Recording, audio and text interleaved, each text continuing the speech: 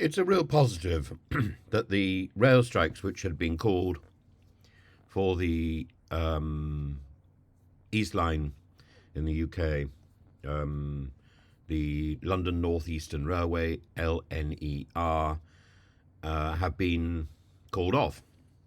It highlights, this issue highlights the complex relationship between the labour unions, train operators, the government, in the context of the broader effort to stabilise the UK rail services after years of disruption and some very strange investment.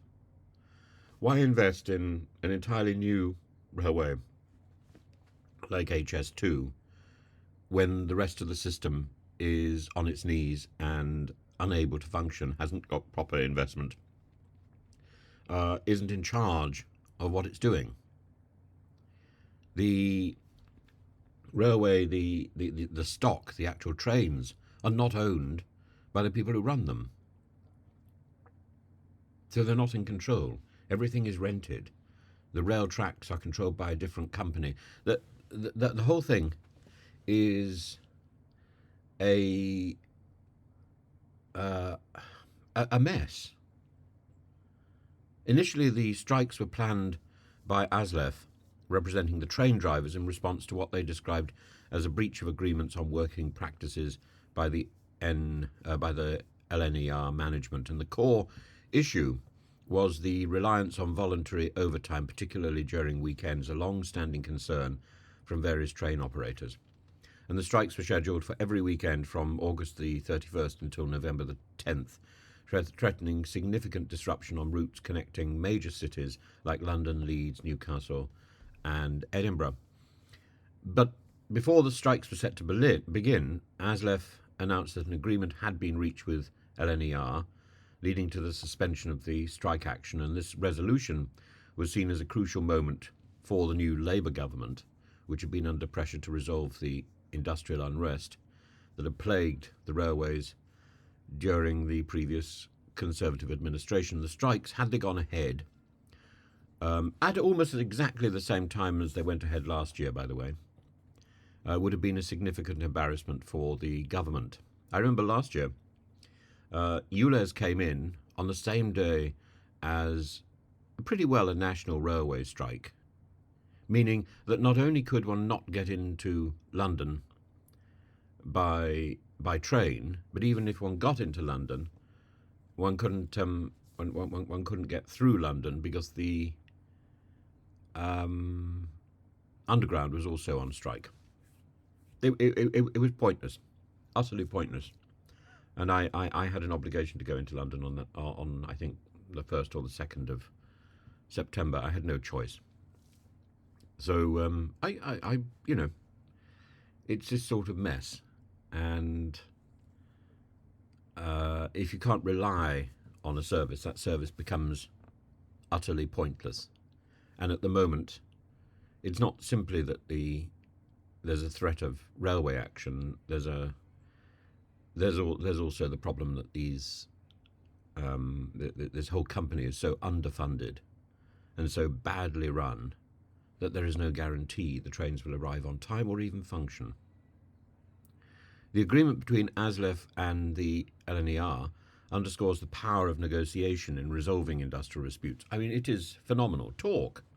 It's a reminder that despite the often adversarial nature of such conflicts, constructive dialogue can lead to solutions that benefits both workers and the public.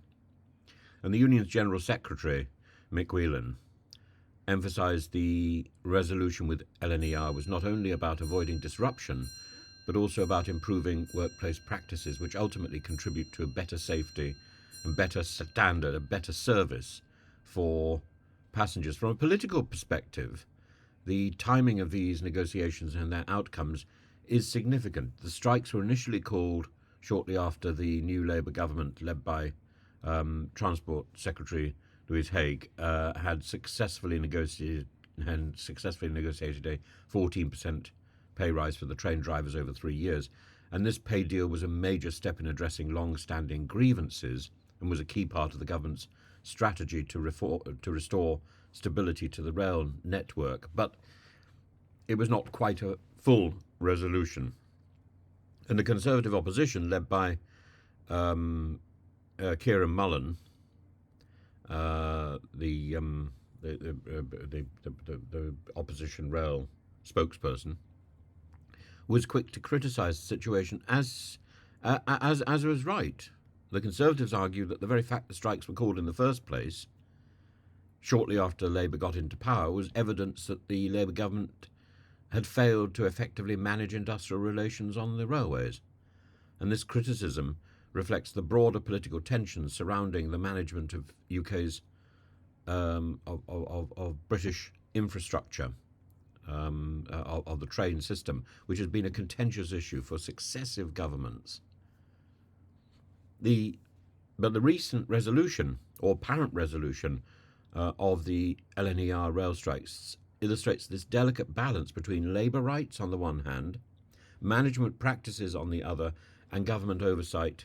Yet again, it's this thing of three hands. In British English, you can't do it on the one hand, on the other hand. In many other languages, you can do it. You can do it particularly in Greek. And sometimes you need more than two hands to represent the various parties involved in negotiation. And while the suspension of strikes is a positive development, it also highlights the ongoing challenges that need to be addressed to ensure the smoother running of the railways. But I think part of those is the organisation itself.